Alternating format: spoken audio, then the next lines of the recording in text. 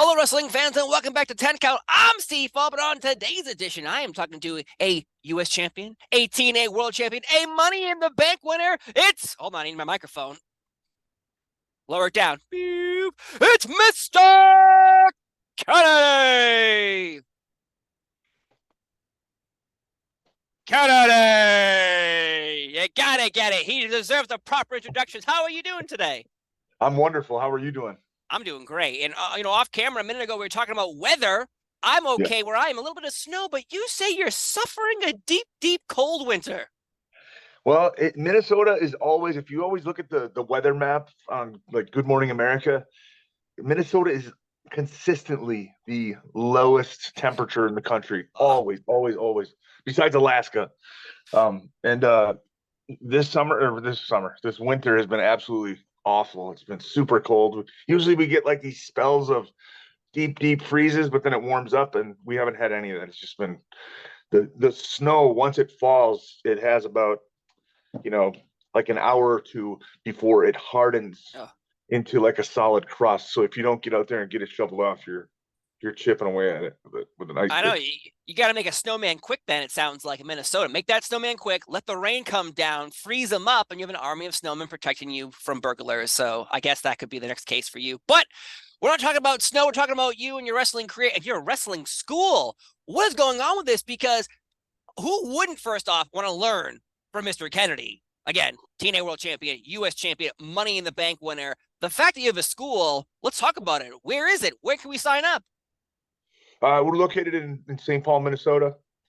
We've been operating since 2016, and if you're interested, you can text me directly at 507-722-2776, and I or my wife will respond to you, and we can talk. And not everybody lives in this area. Not everybody is just able to get here quickly. I want to help people out. I want to help people get in the wrestling business and do it the right way. So I have been known to help a person or two. Just if you're in a different area, I'll help you try to find a right school that actually works for you. That's going to teach you the proper way. That's outstanding. The fact that you're going to go even beyond just your school, you're going to help others find other wrestling schools in their region. Because again, wrestling seems to be on this boom. After the pandemic, everyone was trying to find their footing again, and every company from top to bottom is doing great business. Like the WWE, everywhere they go, like, oh, we went to Raw, break business. Oh, Chamber, broke business. Royal Rumble, breaking business. Like, it doesn't matter where they go. They seem to be breaking the business. And, of course, everyone, I think, would recognize you as, the Mr. Kennedy character. And I think a lot of people might have heard your story, but how in the world does the microphone and the Mr. Kennedy demeanor and character come to be? Is this you just turned up? Yeah, I mean, to a degree. When I was in high school, I took a mass media class, and our teacher made us come up with like a fictitious, a product, and then we had to sell it three different ways. We had to use three different mediums. And I think I chose a radio ad, and I did a print ad, and a commercial. And my thing was, we had this kid that was always getting like people, we give him Grundies all the time, like they pull his underwear up. So I made this product called Invincible Underwear, and I did a radio ad, and I did the big radio voice. Mm-hmm. And so my teacher actually petitioned like the school athletic director for me to do the announcing. So I started announcing basketball games in high school, and I would always, like, some point along the way, somebody suggested like, hey, you should do the last name twice, like the old boxing announcer. So I started doing it, and it worked. I would have fans from the opposing teams coming over and saying things to me, saying nice things to me. And I fast forward, I got into wrestling. I completely sort of forgot about that part of my life and left it in the dust. And I don't know, one day Paul Heyman took over creative for it was Jim Cornette. Jim Cornette was there first. Paul Heyman came in, took over creative, and he was like, tonight I want you to go out there and cut the ring announcer off and, run him down. And then you're going to do your own introduction and only you know how to do it. And when I was out there in the moment, I just added the Anderson twice. And when I came back, and that night I had like a 30-minute match with, I think it was Brent Albright. And I came back through the curtain and nobody was like, they weren't saying that the match was the shits, but like, Yeah. Hey, great match. But when you said your last name twice, man, that was it. And so that's when you sort of have something. And I just kept doing it. And then Paul just had me do it week after week after week. And then 5 weeks later, Tommy Dreamer called me and said, hey, they want to see you at SmackDown this week. So I went up and I was supposed to have a dark match against Funaki. And it was supposed to be just he was going to get the win. Mm-hmm. And I was just going to audition basically in front of Vince and the rest of the crew. And for whatever reason, somebody put a bug in Vince's ear. Vince came up and sat down in gorilla position, which he never did. He would never come up and watch like dark matches or anything. Okay. He came up there early, and then I'm doing push-ups just outside of gorilla position. Dave Lagana comes running around the corner and he's like, hey, we have to change things. And I immediately was like, oh, I fucking cut my match, I cut my match and I'm gonna whatever, it's okay. Yeah. And he said, we need to come up with a finisher for you because you're going over in this match, which means you're gonna win in wrestle speak. Yeah. And he said, this is going to be a televised match. It's going to be on Velocity. And he stuck out his hand and he was like, welcome aboard. So it's crazy how things within a 5-week span just completely turned my life around. Now, do you believe that just saying your name twice is really what put a light bulb in someone's head? Like, obviously you're a good wrestler, but aren't there a bunch of good wrestlers?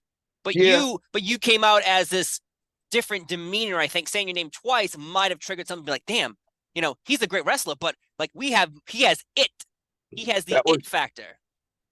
That was it helped. It definitely helped out a lot, It's always good to have something that's unique that nobody else has. Yeah.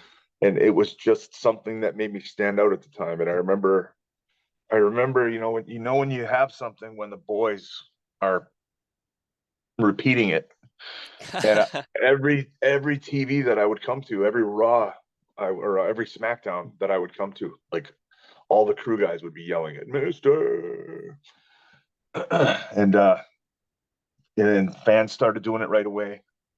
I remember one time standing behind the curtain talking to Dave Lagana, who was the head writer of SmackDown at the time, and he was like, we just got to get you over, man. We got to get you, the crowd's got to know you. And at the time, when people are filing into the building, you'll hear the woo, yeah, right? And I remember hearing woo, woo, Kennedy, woo, woo. And, it was kind of a surreal moment. Like I'm getting there, like I knew that I wasn't there, but I was starting to get there. Well, people still do that if you don't know. People still do when you go to live events, WWE, you hear the woos, the hoes, and the Kennedy. So people you've made the trio of chants while people go up escalators after being in the bar, having a few drinks, yelling things out. So you are still in the heart of all of us wrestling fans. So never forget that because we love you so much. Though you were involved with so many storylines on SmackDown too. You beat 7 former world champions. And I think that was a big thing you kept talking about when you'd come to the ring and do your promos. Who designed this path for you? Because it wasn't just you were beating, I love Funaki, but you weren't just beating Funaki, you were beating former world heavyweight champions. I don't think it was designed necessarily. None of it was designed. It was just, hey, let's start doing this thing and see how it goes. And it was, I don't remember the first one. I don't remember if it was Rey Mysterio was the first one that I wrestled that I beat, or Booker T was one of those guys, I believe. Mm-hmm. And it went well. And so they kept doing that. And I don't think they ever had long-term plans or anything like that. It was it was talked about that, like, hey, they want to build you up. But there was no specific set. The only specifics I ever got were after I won the Money in the Bank briefcase.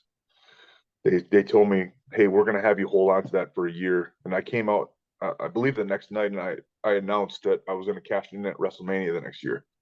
And that was the plan going forward. And then Undertaker got injured. So they were going to, they called me in the office and said, hey, there's been a change.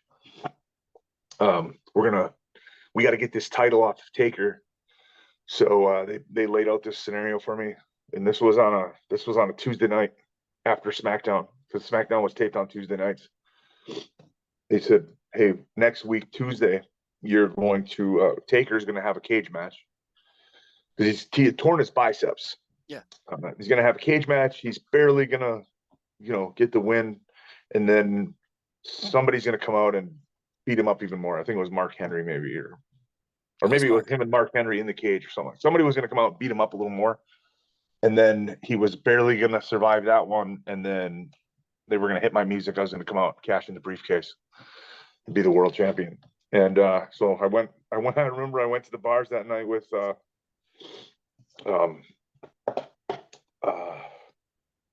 Michael Cole, and he was the head of talent relations at the time. He was on the Divas show all the time. Mark Carano. I was gonna say it wasn't John Laurinaitis yet. No, it was Mark Carano. Mark Carano and Michael Cole. We went out, and they were the only two that knew about it, and they were like, good job, kid. You deserve it. And then Saturday we had a house show in Poughkeepsie, and I took a bump in the ring. We had a double shot, so we wrestled an afternoon show, and then we took a couple hours off, and then we wrestled an evening show. The first show, I took a clothesline, simple move. I've done it a million times. Felt something pop in my triceps, and then I rolled out to the outside and immediately started swelling up. I went to the hospital that night. I got an MRI, and then Stephanie called me in the room the next day. I was at my hotel room, and she was like, you tore your triceps off the bone. We still need to get that title off of Taker. So we're going to have Vince's Jet's going to come pick you up right now. You're going to come to Penn State. Edge is going to challenge you for the briefcase. You're going to drop it to Edge. And then Edge is going to do what you were supposed to do tomorrow night. So it's just a crazy. That's a crazy set of circumstances. Mm-hmm. That's a crazy week. The best part about that story is so I do all that, right? I couldn't move my arm too. I thought my arm was like screwed. Can I swear on here? I'm sorry. Of course, you can say anything you want. Oh, okay, all right.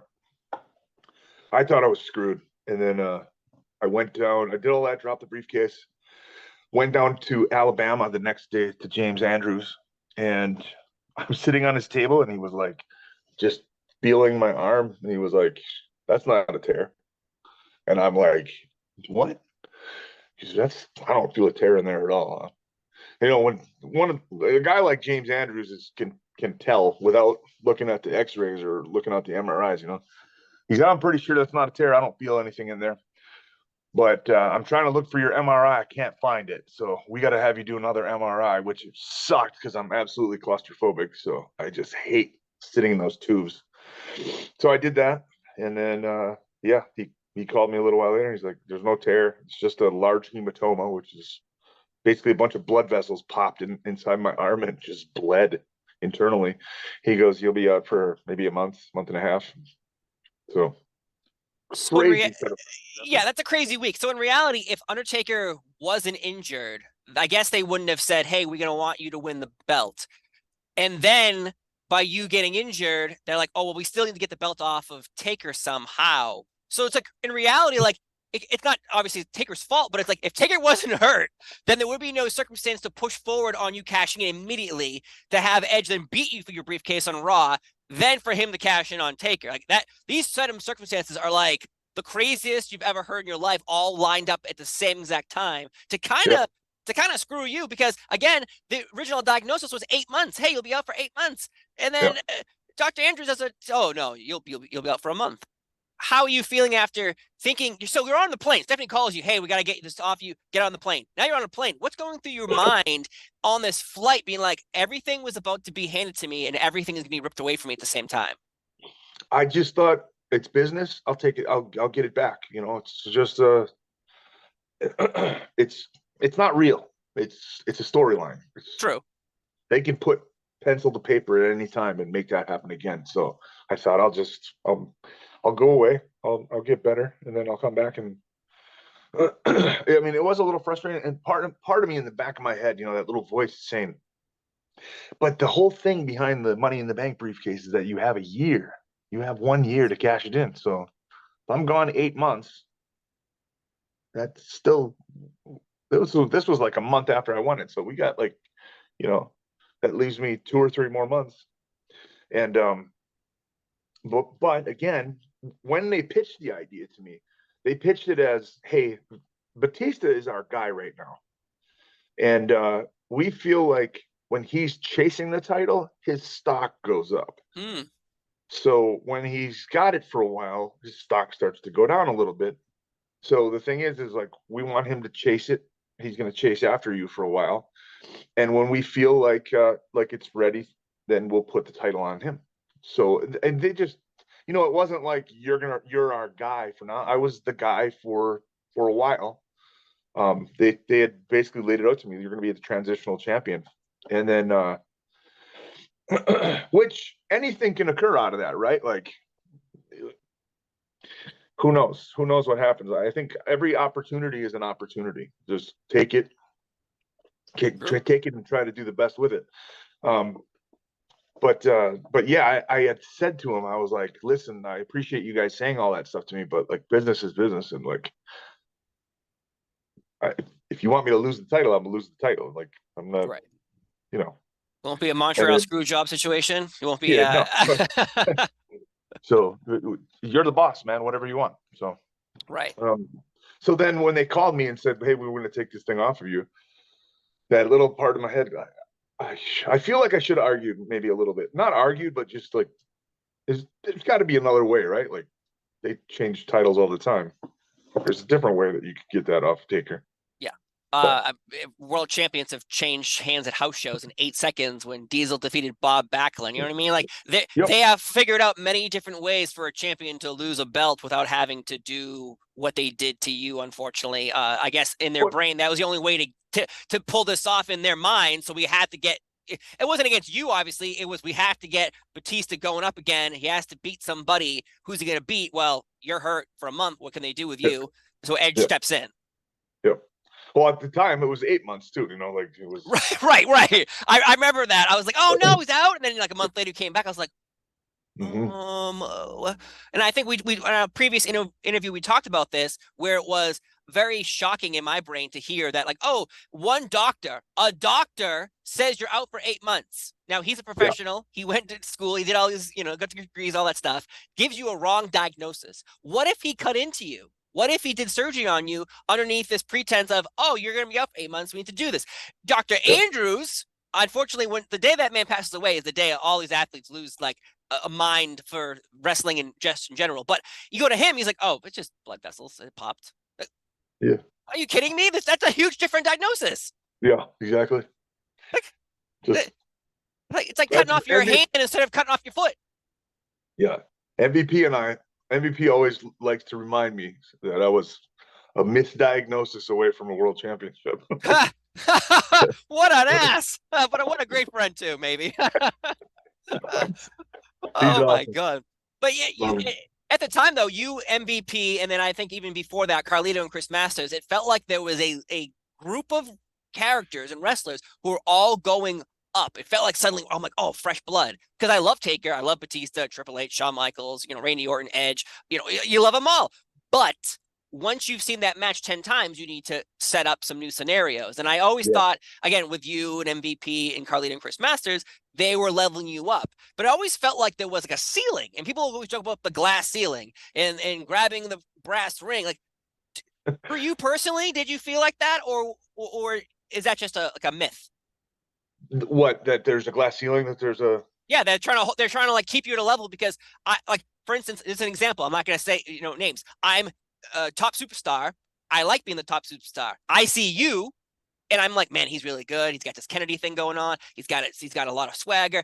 Like, if I hold him down, he can't take my spot. As an example, years ago, Shawn Michaels and Triple H said to The Rock, that eyebrow thing isn't going to catch on. And obviously it did, because you're trying to hold him down. Did you ever feel like that? I think that's life in general, right? Like, no matter what, you talk about every successful entrepreneur out there had an idea and he pitched it to some people and they, that's never going to work. That's stupid. And like, they almost like try to get you to not do it.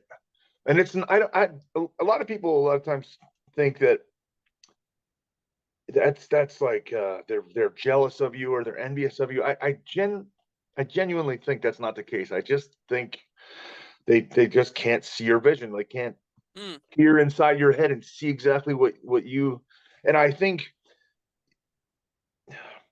Cena, for instance, John Cena, when he came, apparently, like, the guys, they hated him. Like, there were some top guys there that just absolutely hated him and buried him at every turn. And he outworked everybody. So I think, yes, you're going to run into that no matter what job you pick in life. If you outwork everybody, if you just keep your nose to the grindstone, keep your nose clean, you'll get past it. I agree. I didn't, and I didn't do that. And I was gonna say, like, I just remember at one point when I got there for like the first 3 years, I was like, let's fucking do this. And then for a while, I was punching the clock. It was another job to me. I look back at, like, I wrestled Ric Flair on pay-per-view, and at the time it was like, no big deal. This is my job. It's just kind of crazy to me. And it was like that week after week after week. Because I would assume that anything you do, eventually the sparkle in your eyes and the shininess of it goes away, because you're in the bubble. Like you said, this is your job. How do you pay your mortgage? How do you put food on your table? This is your job. You might love your job or you might not like your job, but you have to work to put money on your table. That's the whole point of really everything in society. Do you want to buy a new car? Do you want to have a nice shirt or shoes? You have to work. And obviously you're describing fighting Ric Flair to somebody in the beginning, maybe you'd be like, oh my God, this is the greatest thing ever. 3 years in, after all these mishaps and misdiagnosis, eventually you're like, I'm just here to work. Just tell me, where do you want me? What do you want me to do? That was pretty much it. Like, I wasn't, I feel like my creative juices were completely like fizzled out. And at the time, and I'm not like complaining, it's just the way that it was very scripted. They hand you a script. This is what you're doing. And, but I also, like, I wasn't coming up with fantastic ideas, countering them with these fantastic ideas, and they were shooting it down. It was just like, I literally would show up. Am I working tonight? Fuck, I'm working twice. Oh, Jesus. And like, when I was first coming up, I remember hearing people complain. I would go and do dark matches at WWE, and I would hear some of the guys that were like lower card talent, and they would complain about, well, we got to do this. Oh, I only got 5 minutes. And I'm like, 5 minutes? That's 5 minutes more than and that's 5 more minutes more than me. Yeah, I'll take it. And then it's just funny how that turns around, right? Like you said, the luster wears off a little bit. Yeah, I think with anything though. If I could go back and do anything, it would be to not take that attitude and to like keep hustling, because like, yes, there are people that are trying to like cut you down and pull you down and stop you, and it's like, if you let them, they will. Right. Well, according to the internet still believes that you were held down for a mishap in a match with John Cena, and then Randy Orton also got involved at the time. These are the two biggest superstars. So if they complain to the boss, that might be, oh well, Kennedy, well we can treat him like crap now because he's hurt John Cena. And obviously, and guess what? It's not ballet. It's not like you purposely anyone ever goes out there and hurts anyone on purpose, unless you're an asshole. And that's a story that's still out there, and if people love you, that's the problem with wrestling politics. People bring up, maybe with you didn't see it, but as fans, as wrestling media, we look at these situations and go, this doesn't make sense in my brain. If this guy's making business, if this guy's selling shirts, putting butts in seats, and he accidentally does something wrong, why is he being not punished like out loud, but it seems as a trickle of punishment? Is any of that true? Well, I'll tell you, like, I don't know for sure, right? But if it is true, I am responsible for, like, I put myself in a position where they could have an effect on, right? Like, when I first got there, if they had said those things to the boss, I don't think the boss would have listened to them.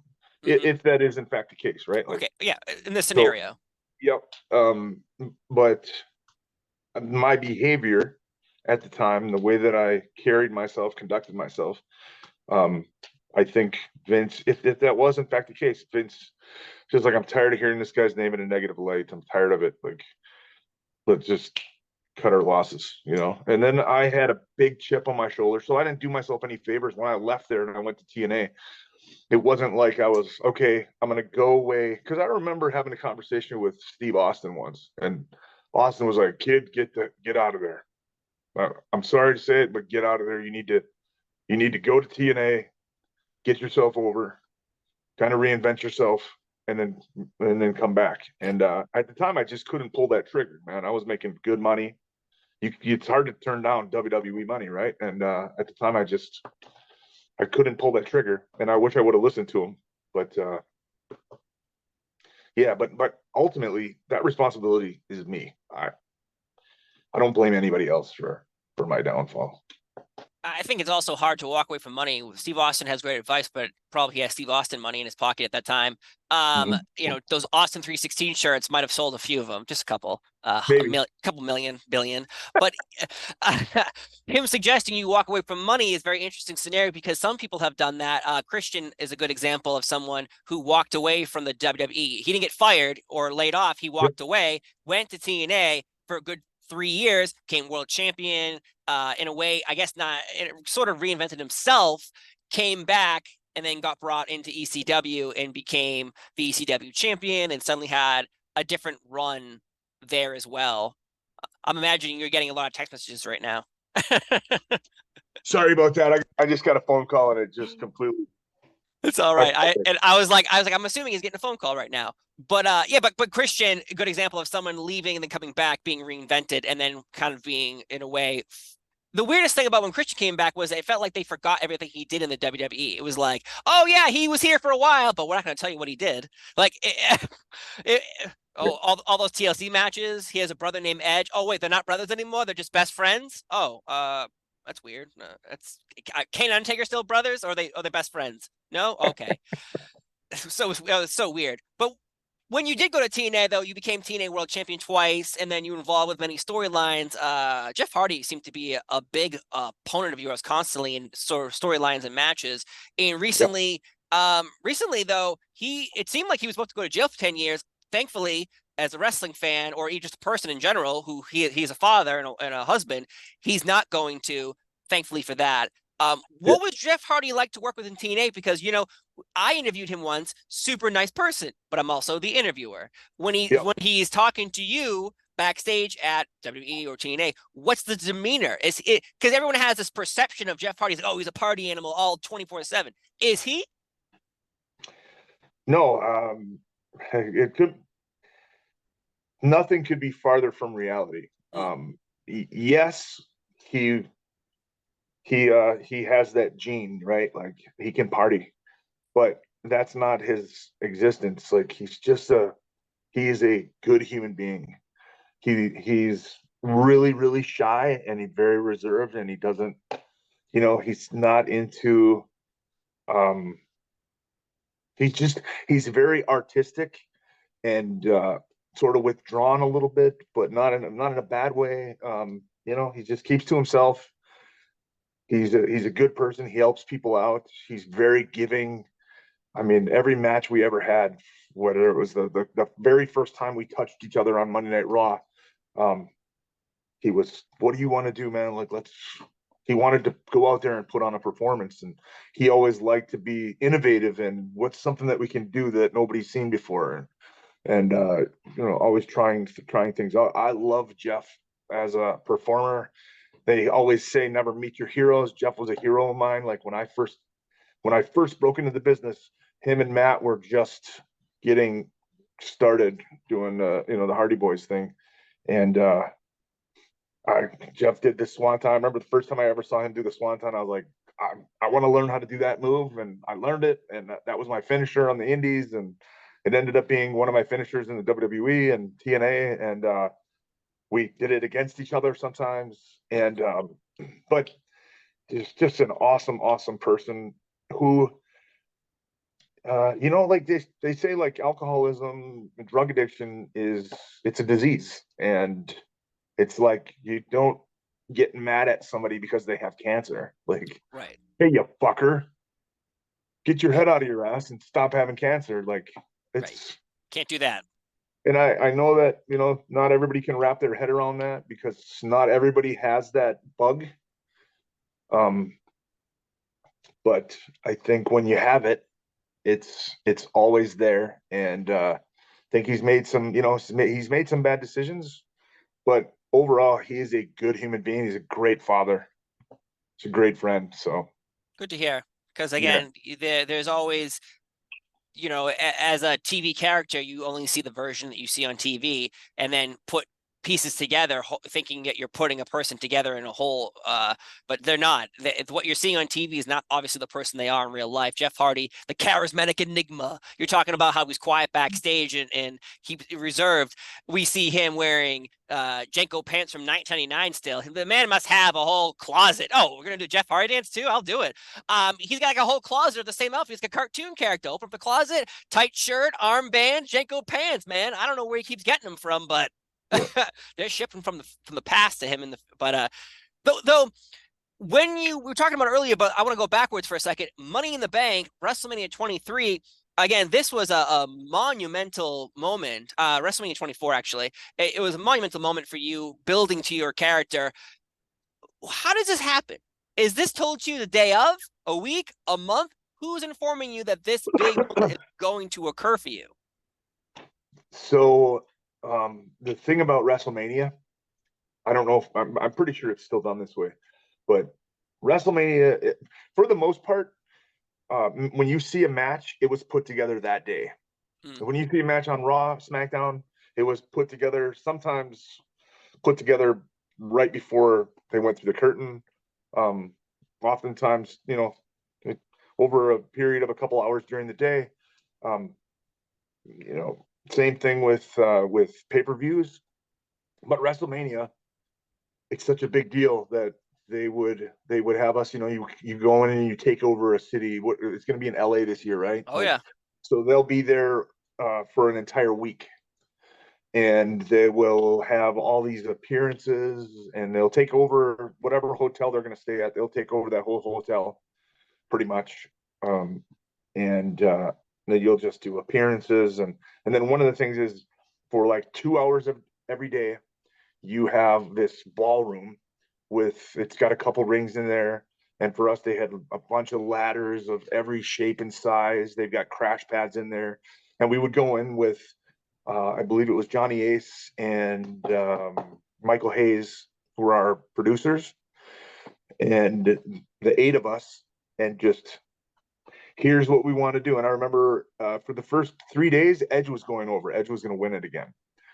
And then like the second to last day in practice, Michael Hayes came in and said they want to put Kennedy over.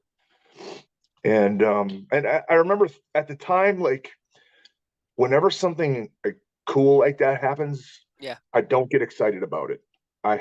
It's really weird, and I almost feel like it's kind of messed me up in my real life, because when something cool happens, my wife will be super excited about something, and I'll just be really reserved about it, because there's always the chance that tomorrow they're going to change it back again, or they're going to give it to somebody else. That's just the way Yeah. that it goes.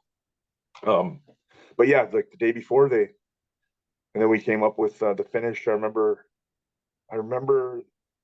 they were like, we got to get the little guy involved. We want to get Hornswoggle involved somehow.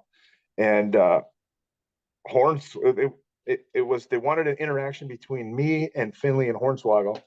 And I remember seeing Dylan looking up at that ladder. He's like, do you think you could give me the Finley roll off the ladder? And I was like, wow, we could try it. We'll probably break you, but we can do it. And we just had to figure out how to do it. And we messed around for a little while, and we had, input from the other guys. And it ended up being probably one of my most memorable moments in the business. Yeah. That, that little back and forth and giving Dylan the Finley roll off the ladder. It was cool. I remember we're in the moment. We're in front of 83,000 people in Ford Field, millions of people watching on pay-per-view. I give it to him, and I remember when I gave it to him, he rolled away from me and he went under the ropes, and he was just on the apron. And I had to do some other stuff. I think Finley came in and I messed around with him for a little bit, and then finally I got bumped, and I ended up in the corner near him, and I was like, "Hey man, you okay?" And he was like, "Yeah, dude, you okay?" It was like he was twiddling his thumbs. "Yeah, man, I'm cool. Are you cool?" Oh my God. It was just a cool moment. It's this super big thing that's happening, and we're just like having a chat. I That's remember amazing. there was another moment in that, because like my first independent match, or my second independent match, excuse me, I was on a show with CM Punk, and it was in like Whitewater, Wisconsin. Just this little venue. I think there was like less than 100 people in attendance. I wrestled a guy who was he was a fake Golga. You remember Golga? Oh yeah, it was actually Earthquake underneath a mask. Yeah, well, this was somebody pretending to be Earthquake under a mask. It was a Oh, a fake John Golga. Tenta ripoff. Yes, yep. Oh So my there was, God. when I first started out in the business, there were tons of those. Like every show would have Golga. Um, some guys even tried Mankind. Huh. There was fake uh Doink. I Oh remember yeah, at one fake point, Doink has been like a thing yeah, still going on today. there was like 8 shows that were going on in the Midwest, and one of my buddies put together a wrestling newsletter, and like Doink the Clown appeared on 8 wrestling shows simultaneously around the Midwest. He's a magician. He's magic. Yep. But so Punk and the last people that you see in that match are Punk and I are up at the top of the ladder. We're like duking it out and going back and forth. And as we're punching each other, he's like, "Hey man, this is a kind of a far cry from Whitewater, Wisconsin, don't you think?" So that was another cool little moment. That's amazing. Yeah, because you always see the highlight reel of you destroying Hornswoggle off that ladder with the flip, but you don't get to hear the small pieces, little doses, little breadcrumbs you given me today with you and CM Punk punching each other on top of a 20-foot ladder in front of 80,000 fans, but yet you're having a nice conversation. Yeah. CM Punk, that man, I absolutely loved so much for so long. And when he was brought back into the wrestling world in AEW, I was finally, like we've been waiting so long. And then unfortunately that media scrum situation happened, and then he was injured that night as well. So there's a lot of like, will he, won't he type of deal. CM Punk, AEW, is this a situation that you think he will return, or that media scrum, or can we move past this and do business? I don't know. I'm not sure. Like I don't even want to like I haven't paid too much attention to it. I know that it happened. Yeah. I saw clips of it when it happened. Um and I guess I don't know enough about the circumstances surrounding it to like even make a informed decision, or so I just you know uh hopefully everybody can get past it. And I think he's good for the business. He's Yeah. obviously. I think that night, as he alluded to, they did some record numbers at AEW, I believe, right? Yeah. Every time he was on pay-per-view, they were doing record numbers in the towns they were in as well. So if anyone wants to disparage CM Punk's name for one night of miscommunication versus making money for years upon years upon years, well, that's up to you as a business owner or as a fan. So either way, I think CM Punk returning to AEW is good for wrestling, Yeah. and we'll have to see how that goes down. I But remember I've got kind of a funny story. Like I hated CM Punk for a while when I was on Independent. Um, and why? Why was that? because there was a wrestling company called IWA MidSouth run by Ian Rotten out of it was like the border of Indiana and Kentucky. Mm-hmm. And it was kind of a big deal. He did this big show every year called the Ted Petty Invitational Tournament. It was called something before that, but when Ted Petty died, they renamed it to Ted Petty Invitational, and it was like all the up and coming indie stars would compete. So Austin Aries and I got booked on this thing. It's our first like big deal that we're doing. We go all the way down there.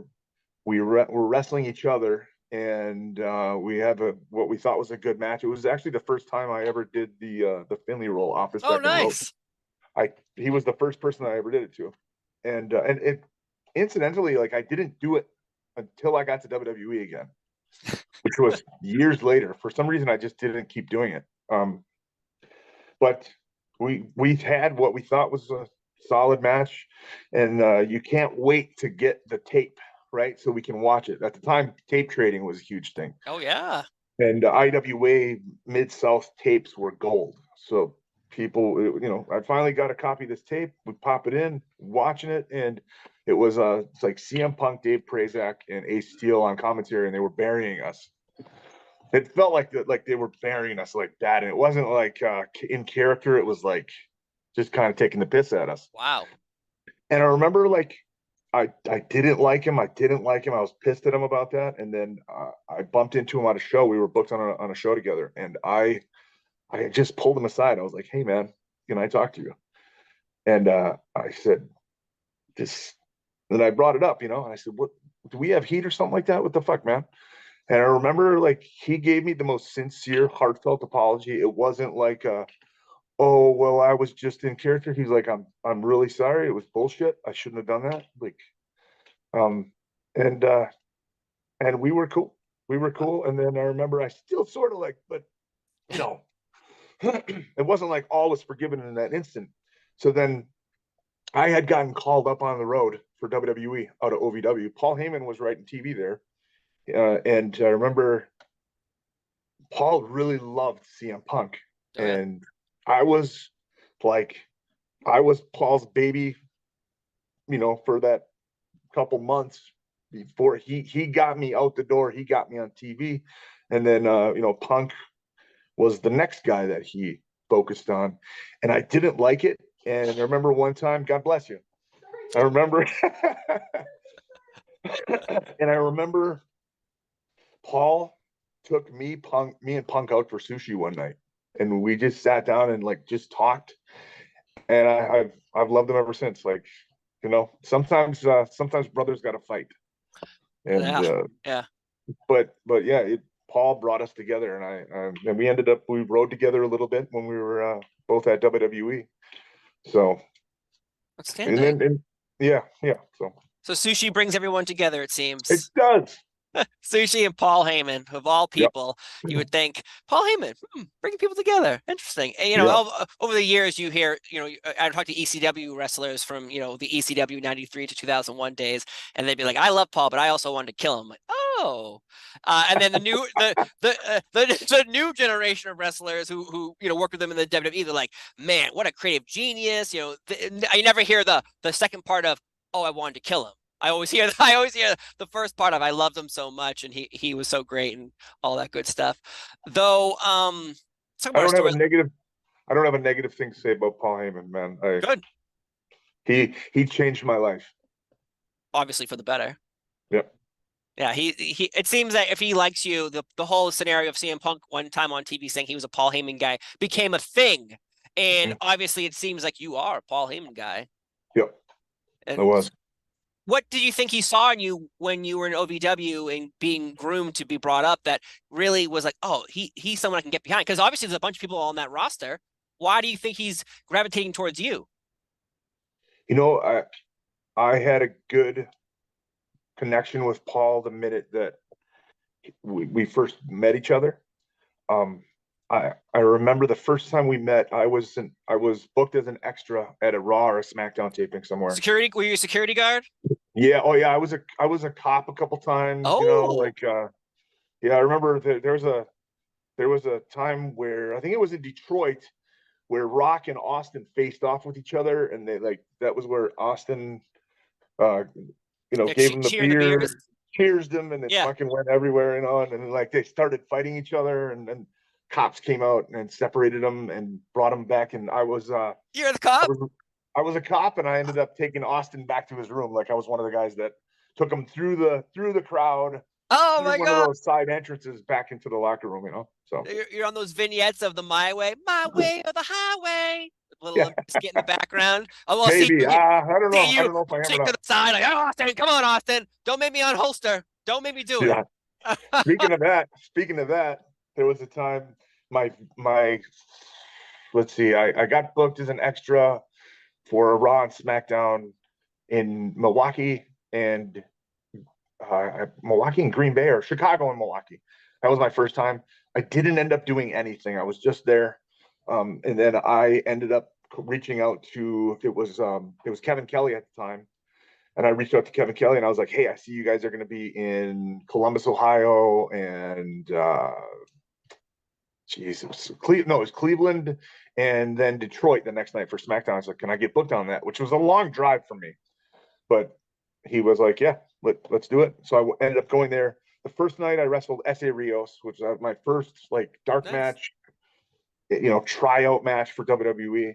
And then the next night we went to Detroit and I was a cop with all these other guys. Bobby Roode was one of the cops there too. And I remember having this cop uniform on and the utility belt with a gun and a radio and all that stuff.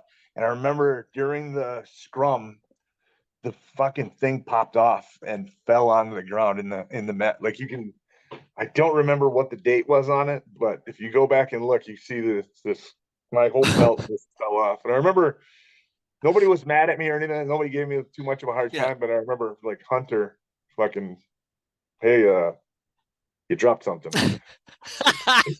Hand you a gun. Here you go. You dropped your pistol, sir. Oh, I'm so Yeah, sorry. It's yeah. amazing. That is amazing. But That's a great story. Though oh, there's a story I want to talk about too. We talked about it before, but I think again, alluding to it is one of the greatest things ever. One of the storylines that turned upside down on us was the internet found out you were supposed to be Mr. McMahon's son. And so when the internet finds out, and Vince McMahon finds out the internet knows, he changes things because he doesn't want anyone to know the surprise because they were building up this for months and months and months. Well, it turns out to be Hornswoggle. mm, So originally, was the internet right about you? Supposed to be Mr. McMahon's son? yes, the internet was right and they were wrong, because the only reason that I didn't end up becoming the son was I got suspended Oh. literally the like 5 days before they were going to do the reveal in Green Bay, because the reveal ended up happening in Green Bay and I got suspended. I was part of that like signature pharmacies. There was like 9 or 10 of us that got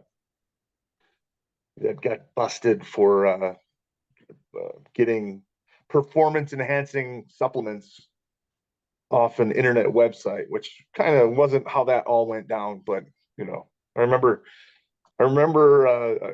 that particular instance. I came home, right. They had already told me this a few months before. Stephanie had come up to me and said, "Hey, we're gonna do this thing. I want Vince to tell you though. Like Vince thinks this is gonna be good.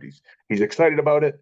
So I went in and he pitched me the whole idea. We're gonna have this big investigation, and you're gonna be my son. You're gonna and so we.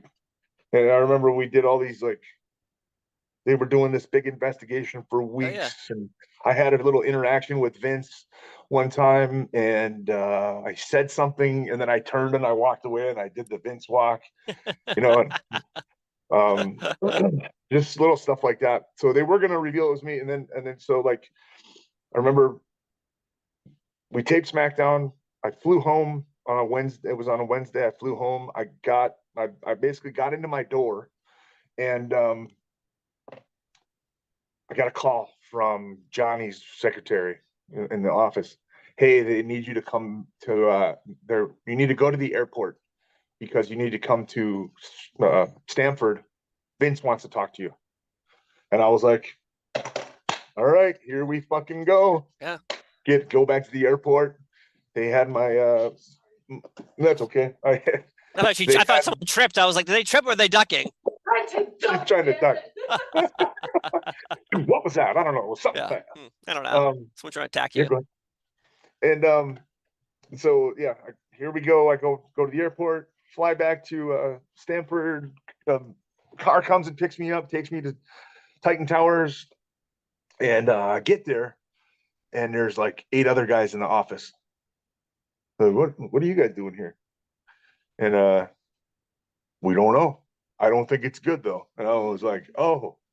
So then I remember Edge was the first guy to go in.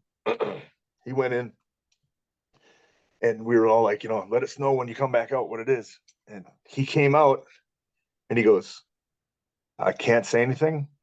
It's not good. And he fucking turned and walked out. And then I think I was third to go in, and yeah, they just laid it out like, here, we instituted this wellness policy on such and such a date, and it says the year that you received this, and some growth hormone and stuff like that. And I was like, it says in our policy that you're not allowed to order this stuff off the internet. And I was like, I didn't order it off the internet. I saw a doctor. Well, the doctor ended up ordering it off the internet. So interesting. It was still like, I'm sorry, we got to do this. So they suspended me for 30 days and fined me $10,000. And so then they just flipped it because they were already going to do this reveal. They had announced they were going to do the reveal, and it was down to me. It was a blonde person, so it was me. It was male, and the person was blonde, and so it was me, Hornswoggle, and Triple H. Sandman. Oh, no. Sandman! Oh my! Yep. So if the doctor didn't order the prescription drugs that you got legally from the internet, everything would have been fine. Yeah, I think so. So for instance, I don't need names, but I know some people involved with that. Some of the names, but we don't have to bring them here in this conversation. The people that also were there that day, did you eventually talk to them, and did you all go through the same doctor, or was this a scenario of no matter what, if the internet is involved, this is our policy? No, it was we were going to the same doctor. It was like, okay. They instituted the wellness policy, and like, to be honest, like, to go from taking stuff for several years to you're not allowed to take this anymore. It was really hard. Emotionally, I think like low testosterone is more detrimental to one's health than having high testosterone in most cases. But so basically, it was suggested by a bunch of people like, hey, there's these wellness clinics you can go to, and you can actually, they'll test you, and they'll tell you if you have a deficiency, and they will prescribe you some stuff for that deficiency. I wasn't taking it to like get big and jacked up. Look at me at the time. Like, I've never been the steroid guy,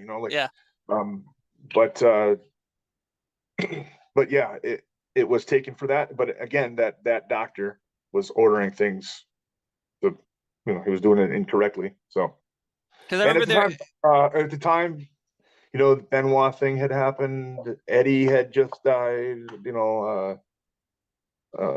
Congress was like really, really breathing down the WWE's neck, and so that's probably why the sudden because of course we've heard stories of even wrestlers who's still there now who did their 3 strikes, and the policy is 3 strikes you're out, and then the policy changes suddenly. Oh, that's actually this new policy.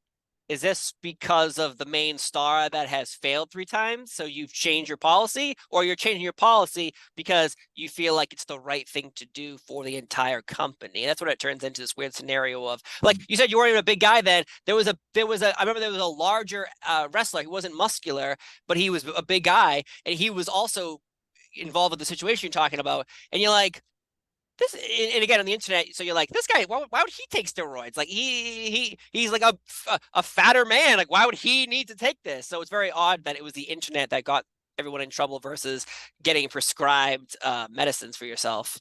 It was TRT, man. It was testosterone replacement therapy.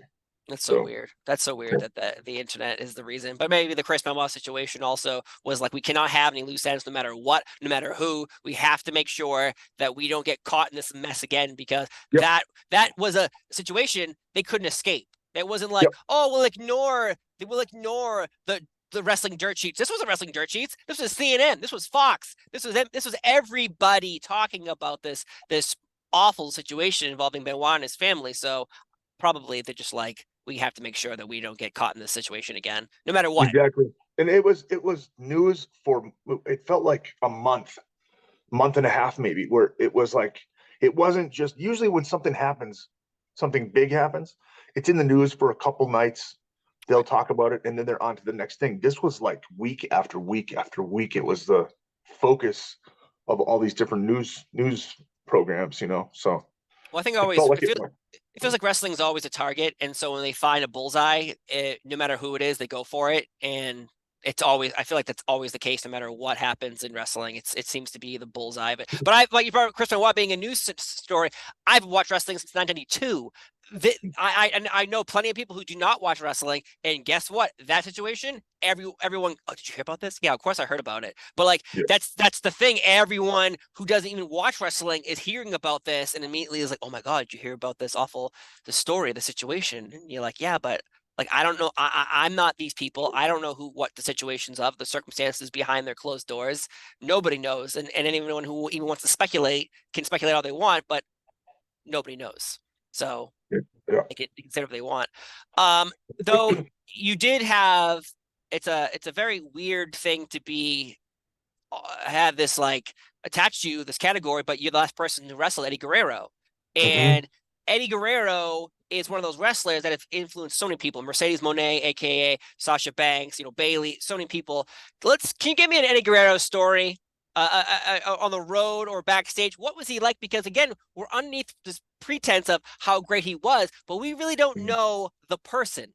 We know the wrestler, but what about the person? Oh, my wife just, she's like, because I'm sitting here racking my brain, and I know she knows that I'm trying to come up with something. One of my favorite stories about Eddie, I was there to witness it. It was me, Eddie, and Chris. So right before Eddie died, for a few weeks, I was riding with Chris and Eddie. I remember I was riding with some guys from OVW that I was good buddies with, and Batista pulled me aside one time in the locker room. He's like, nothing against those guys, but you're not going to learn. You need to be learning like when you're on the road, and you need to get in the car with like one of these other guys, the top guy. Just ask him. Just go up to him and say like, hey, can I jump in the car with you? So I thought about it, and I approached Chris Benoit, and I was like, hey, do you think I could ride with you? And he said, let me talk to Eddie. And he got back to me like later on that day. He's like, yeah, that's cool, but you're going to do all the driving. Okay. So, and but yeah, we'll see how it goes. And so I was riding with them for a couple of weeks, just having a great time. One day we went to a Bob Evans for breakfast, and I think it was a Sunday. So 11 o'clock, Bob Evans, the line's out the door. So we go in because everybody's just getting done with church, right? So everybody decides to go there for breakfast. And, we go in and walk up to the podium, and, hey, we'd like a table. There's like an hour wait. And the guy working the podium goes, hey man, like he was a wrestling fan. He goes, I got you guys. You can come with me right now. And Eddie looked around and he goes, no, man, like, no, these people are all waiting to get seated. We'll wait. thank you. He's like, don't treat people differently because they're celebrity or whatever. And it was like, I'm almost getting emotional like talking about it because it was like he was a good dude, and he was a good dude when he didn't have to be. That's amazing to hear. Because you all, as wrestling fans, you see the stories of throwing chairs and him pretending he's on the ground, or how we still bring up Dominic is technically his son in that storyline with Rey Mysterio. Yeah, we still talk about, people still bring it up. It's the greatest damn thing in the world. We'll never drop that. That and Snitsky kicking a baby into the audience, I think, is something we'll never stop talking about. I don't know why, but those are the two things. Someone pretending to be your dad and a baby being kicked. But that's a great story to hear, that Eddie Guerrero, clearly a celebrity, clearly a man who could get what he wanted, was treating everyone as they are presented in front of us. We're all people. We're all waiting in line. That's great to hear, because, again, we only hear wrestling stories. We don't hear the road stories. And it was a pleasure hearing an Eddie Guerrero one today. But the man will wait for his waffles. Yep, he will. We'll wait for his waffles. But I gotta say, this has been an outstanding time. When I think 15 minutes, I think 15 minutes. We turn into an hour here, having a great time talking about everything underneath the sun. Plus, I had my awesome microphone for you, Kennedy. But I gotta say, it has always been a pleasure talking to you. 2-time now. I'm a 2-time Kennedy champ. I'll have to make it a 3rd time soon. I can make it a triple threat of titles. But thank you so much again, Mr. Kennedy. Mr. Kennedy! Kennedy! For being here on 10 Count. I've been Steve Fall. He's Mr. Kennedy. Have a wonderful day, and we'll see you next time. Bye-bye.